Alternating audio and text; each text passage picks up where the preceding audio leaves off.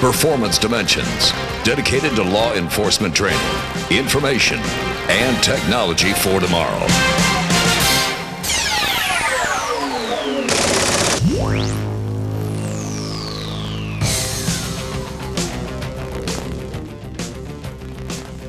As a law enforcement officer, you will frequently face multiple assailants.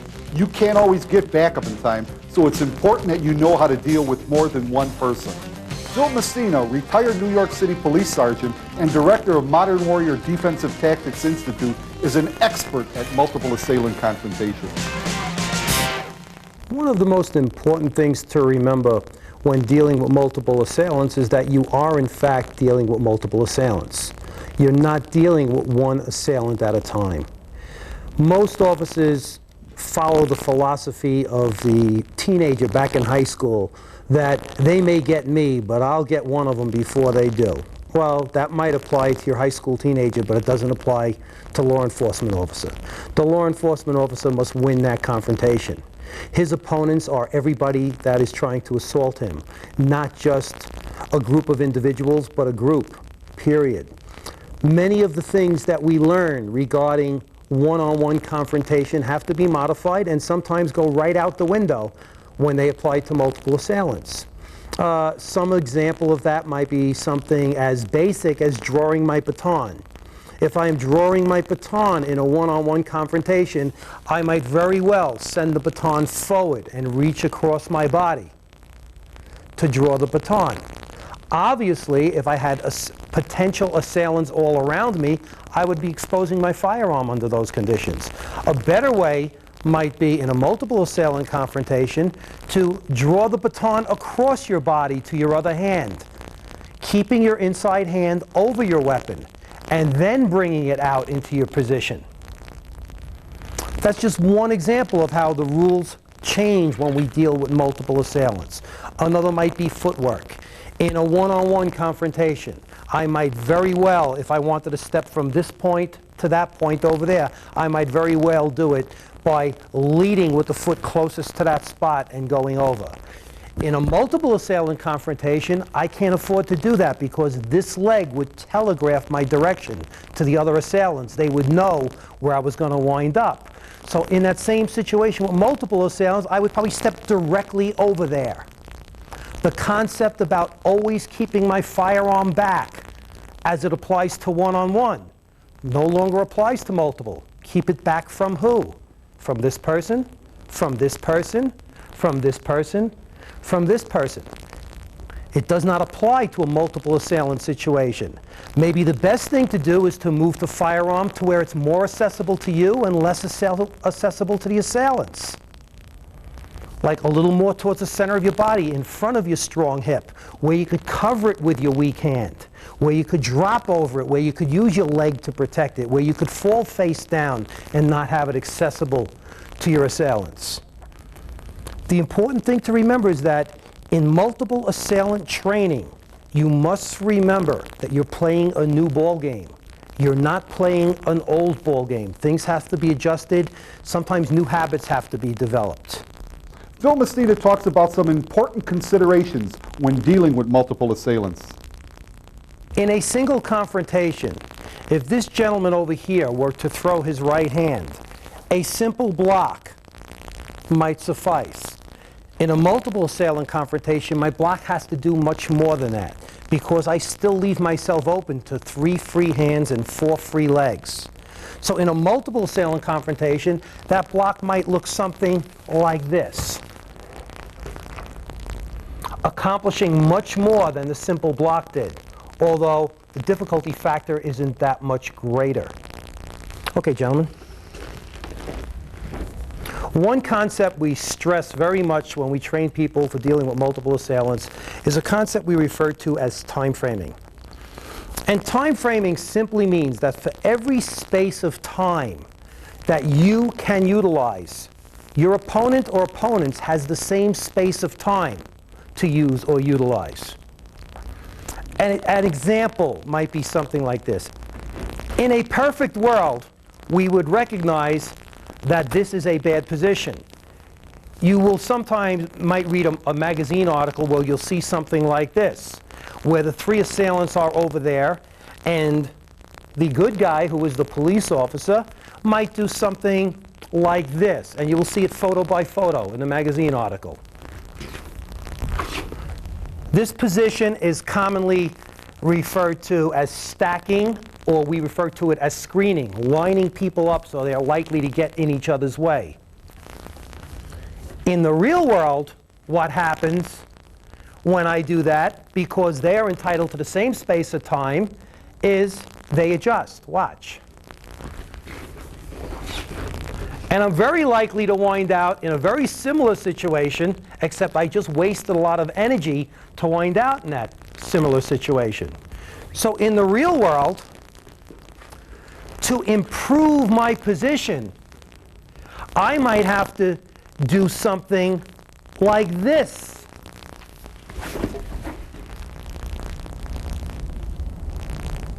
Which took less time and did not allow them the time to react. Time framing basically means that for every space of time I have, my assailant or opponents have the same space of time.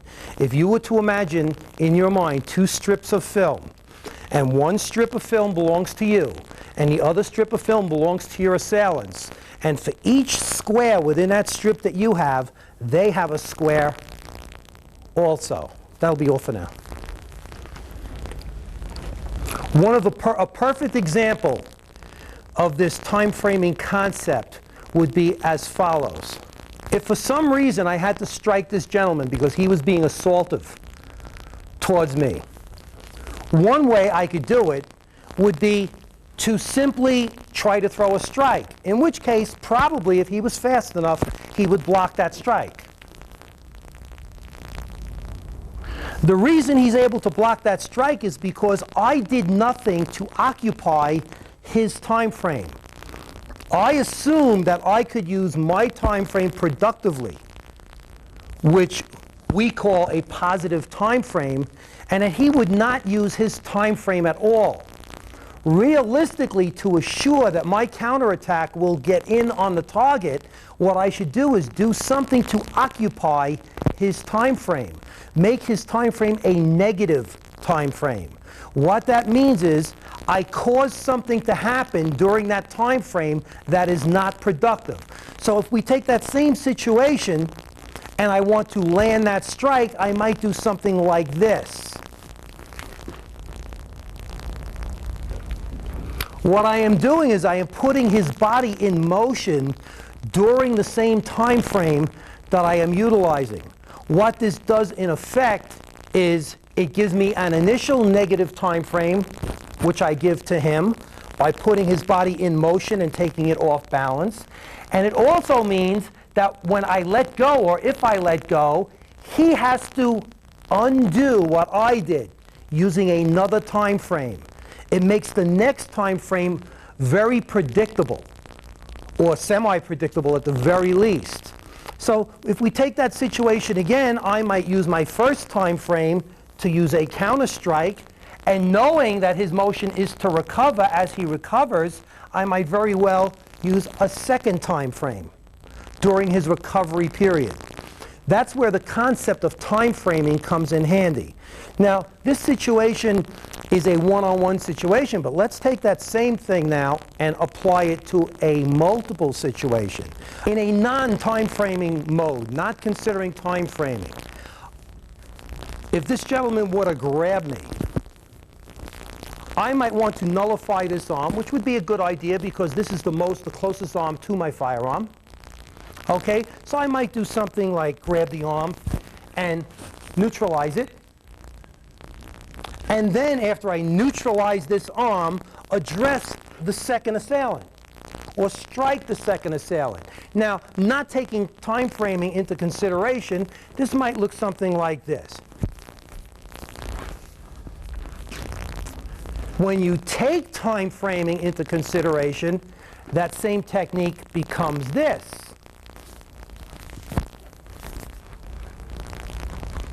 What I am in effect doing is nullifying that arm during the same time frame that I counterstrike the second assailant.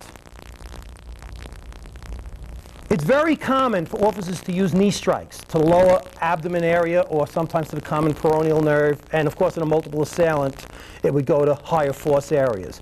But just to use one of these knee strikes, it is very common to see this with an officer that's not familiar with time framing. Knee strike, let go, kick the second assailant.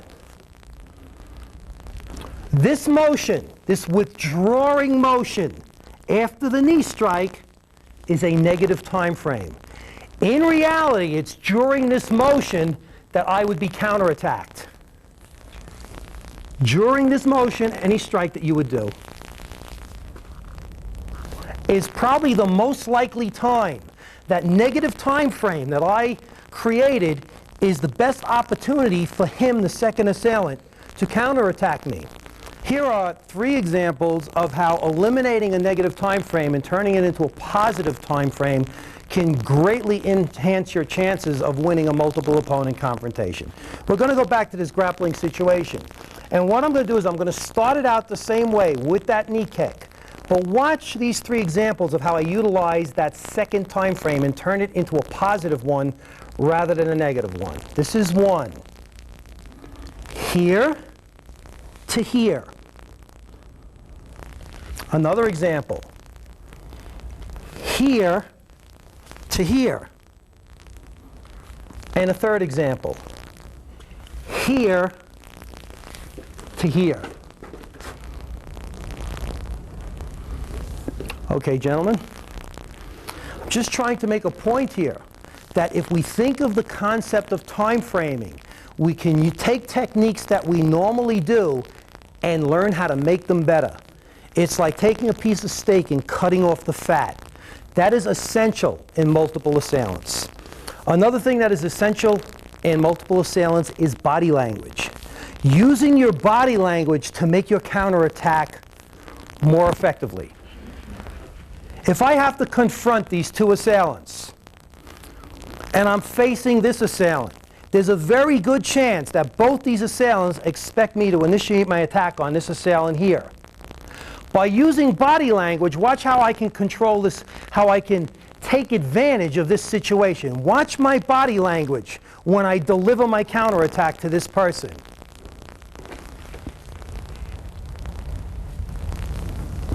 Can everybody see that? Now, watch how I can blow this technique. Do the same technique and blow it by not using proper body language. Watch. See how he becomes ready for the blow? It's the same technique, but just the way I turned my head made the difference. These are the type of things that people don't expect.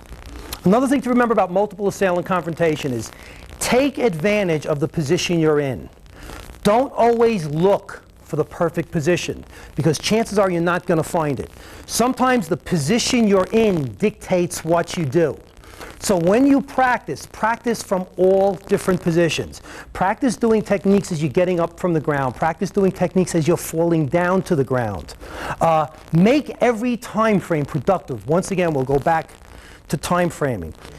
I am now in a situation where I'm about to engage these 2 assailants, or maybe I have already engaged them and we're in the middle of this confrontation. Now all of a sudden, at some point as I step forward, I lose my balance and I realize I'm going to fall. If I start using time frames to regain my balance, there's a very good chance that my negative time frames will become their positive time frames. That inability to fall down and accomplish something might very well cost me this confrontation. But watch what happens if I make even falling down productive. I'm going to do this slowly so we don't break any legs here. Okay, as I fall down, I take my arm and I slip it behind one assailant. Throwing my shoulders into his knees, I bring the other heel up and attack the legs or the hip of the second assailant. See how I just took a disastrous situation, and by learning how to utilize my time frames, even when it was during a time when something that we would normally associate as a negative thing falling down was happening, I could make it very productive. The biggest mistake people make in confrontational situations against multiple assailants is they count the numbers. They don't realize that if you know multiple assailant confrontation, if you train for it, if you are ready for it, then the only thing that will usually defeat you is running out of gas. So it's important to stay in good condition, to economize your movement, to get the most out of your motions, and not consider any situation to be a hopeless one, because it's not. I very often hear from female students or lighter students, yeah, well, you're a big guy, so you have a psychological edge in a multiple situation. Well, sometimes if you're a small guy or a female, you get another edge. It's called the element of surprise. The only thing you have to remember is if you're a small person, don't try to fight like a big person. In a situation where two people had grabbed me, had reached out and grabbed me, I might do something like break their grips and strike. Now, I am fairly confident that I have enough strength to break these grips. However, what I want you to try, instead of that, instead of breaking away from them, I want you to surprise them and actually take them closer to you. It's the last thing they would expect. And what you're going to do is take one arm and come in and crash your forearm towards your own belly button like this. And then take your free hand and bring your forearm right across the temple of one assailant, smashing the head into the side of the other one. This is a technique. That's what I want to see you do. That's it. That's okay. Well, one thing to remember, very important. It's more important to think about goals than techniques. Very often people lose confrontational situations with multiple assailants because they get caught up on techniques. The thing that's important is the goal. We must teach our students to accomplish goals. If we make them think too much about the subcomponents of every technique, they will have a tendency to try to redo a technique when it doesn't work rather than adjusting it. And it's more important that they adjust the technique and not waste time frames than to try to do a technique that failed and now make it work after the person's been subjected to it once and it didn't work and his body is starting to prepare for it. Okay, let's try it again and just add the... Now, obviously, both techniques were valid. And as an instructor, I have to remember that if she throws that elbow strike instead of that forearm strike, I shouldn't say, no, no, no, that's not what I wanted. I should be saying, hey, very good, you accomplished the same goal a different way. Now, here's one I won't be able to demonstrate because it involves getting picked up off the ground. We'll make believe I'm you. You're going to come behind me, and you'll stay in front of me. You're going to wrap your arms around me, so I can't use your arms. What I want you to do, and I'm not going to be able to do this because I'm too big to make this technique work, you're going to pick up both feet and drive your heels into his hip area. Then you're going to bring your heels back and aim for his knees. Now, don't do this hard, okay? But I just want to show you because chances are you would damage his legs a great deal. But I just want to show you how some things can work to your advantage. That's it. That's it. Do it once more. Good. Now, did you have any trouble with that? No. Okay, there's a perfect example how if you're small, be small. Don't try to be big. There are a lot of techniques that actually work better for smaller and lighter people. If you don't know how to effectively deal with multiple assailants, the effects can be deadly.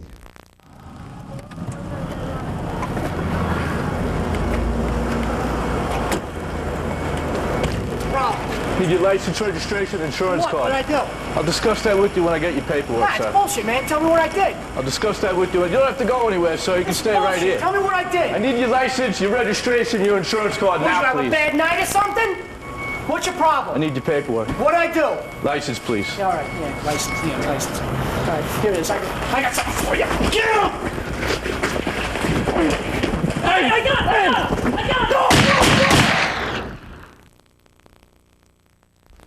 it! In our first scenario, we saw an officer be shot with his own weapon. I would just like to go over why this happened. Technically, the officer did not do anything wrong. It's just that the right things he did were geared for single assailant confrontations, not for multiple assailant confrontations. When he first approached his subject, who was Robert, would you stand over here? He focused in on the one subject. Whether he was aware or not of the other subjects in the car, we don't know. But he focused in totally on the person who was being abrasive, who was saying things he didn't want to hear, who was undermining his authority, and he focused totally in on this person. If we break this down, during that time, however, the other two assailants got into position where they could aid their friend. At some point, the subject who he was focusing in on threw a punch, and he blocked the punch successfully. In a single confrontation, there would have been nothing wrong with this. At that point, he was pushed from behind. He now changed his focus over to another single assailant. And that's where he tried to reestablish his position so he could draw his baton. What he didn't realize is that as he was bracing himself, so were they. They were getting psychologically ready for this confrontation and adjusting their position at the same time he was. He then brought out his baton, again, going into the position that he had probably learned to start a confrontation. A bunch of negative time frames were going on here, and he even successfully got his strike off to the first subject.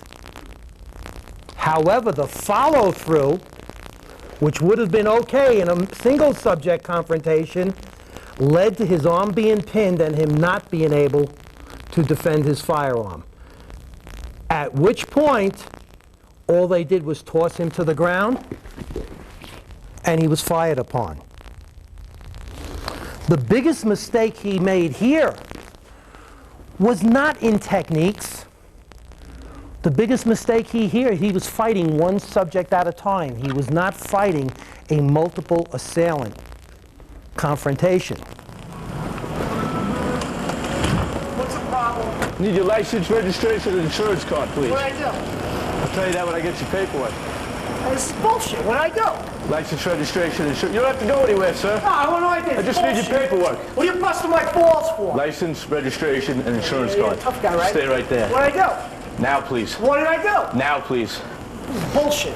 Hey, all right, license registration, right? Right. In a minute. You want this? Yeah. Here. Nobody What move! are you doing, asshole? Shoot me, come on! Last chance! Nobody move!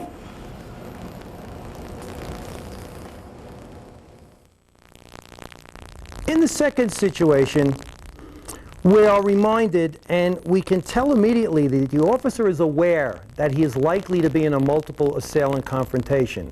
We notice that as he passes the vehicle and he looks in and sees the other subject, he takes his holster and he shifts it over just in front of his hip.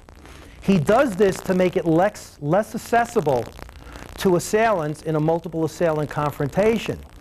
Once again, he's engaging the same initial subject, but this time he is aware that he is in a potential multiple assailant confrontation. This time, when Robert throws the first blow, he immediately blocks and uses that to start screening out the other assailants. Because of his holster position, Robert's body is actually protecting his firearm, which would normally be out here and would encourage the other assailants to now go around behind him to get it. He's forcing them to get that firearm by coming into this zone which Robert is partially protecting. In that same continuous motion, he's using Robert as a screen and kicking Bob. Then, not worrying about his leg position, whether it's perfect or not, he's drawing his firearm. And as Bob comes across with a second attack, he is blocking it, changing Robert's position, and going into what we call a fast technique, and giving them one more warning that he will indeed shoot if they continue to come. He's not only taking a physical edge on his assailants, he's taking a psychological edge because he's taking control of the situation. He's not adjusting to them as much as he's making them adjust to him, which automatically changes their frame of mind from an offensive one to a defensive one.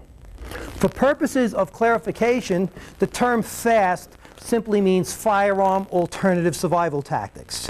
It does not necessarily mean alternative to the firearm. It sometimes means alternative with the firearm. What you must remember is, unlike martial arts, defensive tactics is not really an art, it's a science. And you must think of it as a science because the martial artist you're confronting may have more experience than you, but he only has more experience in his training arena. He doesn't necessarily have more experience in your training arena.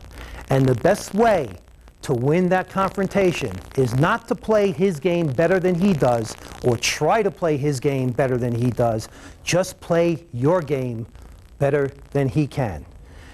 In closing, I just have one more thing to add, and it's something I hope every student of defensive tactics and every police officer and every supervisor remembers, that we tend to think negatively about things going wrong, about why we're not getting the training we deserve, and we blame laws and liberal judges and our administrators and red tape and politics, and we always seem to have a blame for not being trained the way we wish to be trained. We have a saying at Modern Warrior that I like to pass on to everybody: your survival begins and ends with you. Thank you. The information contained in this video can be critical to your survival. As you've seen, dealing with more than one assailant is always dangerous, but it doesn't have to be deadly. If you would like information about other informative books and videos, including total survival, interpersonal communication skills, off-duty survival, street signs, supervisory survival, tactical patrol strategies, law enforcement professionalism, and others, please contact your law enforcement book and video dealer. Or, if you can't locate a dealer, contact Performance Dimensions Publishing, P.O. Box 502, Powers Lake, Wisconsin, 531-590502, or phone 414-279-3850. You can also place an order with your Visa or MasterCard by calling toll-free 1-800-877-7413. And please, stay safe.